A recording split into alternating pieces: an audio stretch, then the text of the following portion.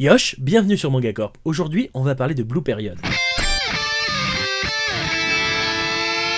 Ce titre nous présente Yatora qui, au premier abord, paraît être un lycéen tout à fait banal. Il passe des nuits blanches à regarder le foot avec ses amis, travaille assez bien à l'école, vraiment, voilà, quelqu'un de tout à fait simple. Enfin, je dis simple, mais le mec fait que sortir avec ses potes et pourtant il est dans le top 5 de son lycée. Non, vraiment, c'est plutôt un super-héros finalement. Mais finalement, on s'aperçoit vite que son quotidien n'est pas dicté par lui-même. En effet, il écoute son père qui lui dit de s'amuser, et il écoute aussi sa mère qui lui dit d'étudier. Mais à part ça, il a pas de passion, et son quotidien est un peu vide, un peu fade. Non, parce que c'est bien beau de vouloir plaire à tout le monde, mais au bout d'un moment, il va falloir faire un choix d'avenir. D'ailleurs, ça arrive assez vite étant donné qu'il va devoir remplir une feuille d'orientation. Et donc à ce moment-là, on est presque sûr qu'il va partir sur un truc par défaut finalement, un truc que sa mère, c'est-à-dire, voilà, aller dans une grande école, et comme ça, c'est bien, t'as un boulot et tu vis ta vie. Mais un jour, en salle d'art plastique, il va tomber sur une peinture qui va clairement changer sa vision des choses. Ce tableau lui va faire sentir tellement d'émotions que ça va le pousser à s'essayer à cette pratique qu'est la peinture. D'ailleurs, il faut savoir que ce tableau appartient à la waifu du manga, Yuka. Bon, par contre, c'est un mec. Vous l'avez donc compris, on va suivre Yatora qui va s'essayer à la peinture.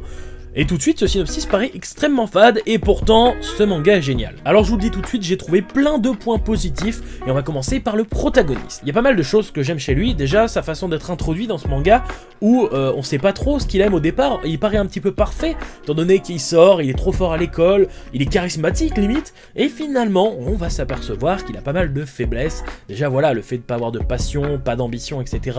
Et la peinture, il va la découvrir, mais il est pas si bon au départ. Voilà, ça va pas être un talent inné, il va devoir travailler, et ça c'est intéressant, c'est-à-dire que la personne qui paraissait parfaite, finalement va trouver une passion entre guillemets, hein, parce que cette passion justement elle va arriver petit à petit, et ça aussi c'est intéressant, parce qu'on voit beaucoup de gars qui, voilà, oh non, une balle de basket, ça y est, je suis passionné à mort, c'est un coup de foudre, et lui non, petit à petit, il va douter, et au fur et à mesure il va se lancer, plus ou moins, vous allez voir, je vous spoile pas, mais c'est intéressant, la façon dont c'est amené. Le fait que le héros prenne son temps, bah c'est totalement cohérent, parce que oui, quand on commence une passion, quand on veut se lancer dans quelque chose, on y va petit à petit, on a des doutes, on sait pas si justement notre temps on doit l'employer sur cette passion-là, ou si ça peut vraiment nous apporter quelque chose, on sait pas. Mais ça on y reviendra dans les thématiques abordées sur le manga, parce que je trouve ça aussi vraiment très sympa. Un autre point positif selon moi, c'est l'univers. Un univers très shonen, et finalement, officiellement, Blue Period est un seinen.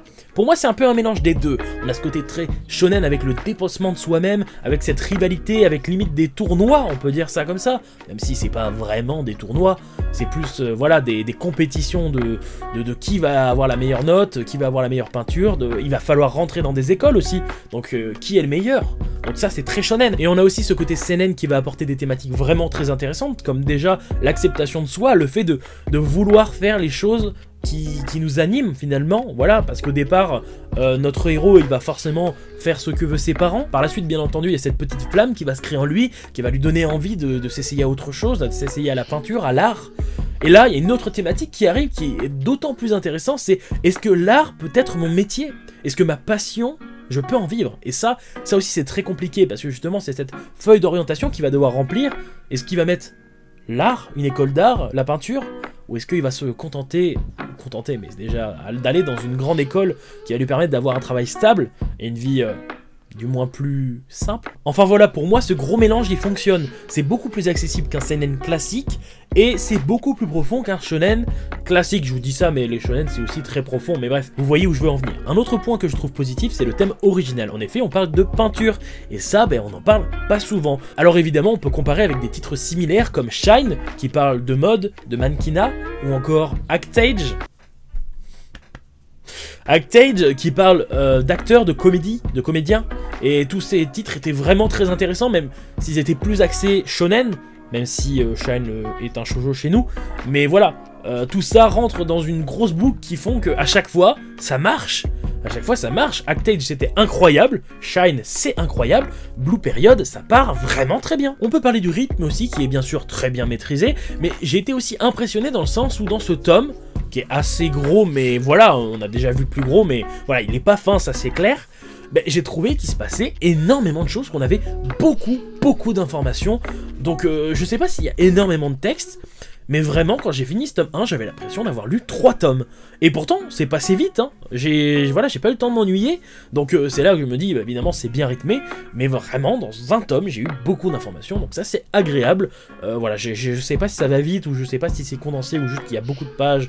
Voilà, mais en tout cas, c'est bien rythmé et on a beaucoup de choses à se mettre sous la dent. Pour ce qui est des dessins, je les ai trouvés un petit peu simples au premier abord, et vous allez voir, c'est un petit peu déroutant, on va voir des visages pas hyper clean, du moins j'ai eu l'impression, et au fur et à mesure, on trouve que les dessins sont simples, mais sont tellement bien faits en fait, voilà, on ressent énormément de choses. En fait, j'ai l'impression qu'il y a très peu de détails sur les visages, et pourtant, on arrive à nous faire ressentir les émotions du personnage, voilà, et c'est très bien fait, mais je ne saurais pas dire comment fait la mangaka d'ailleurs, parce que c'est une femme.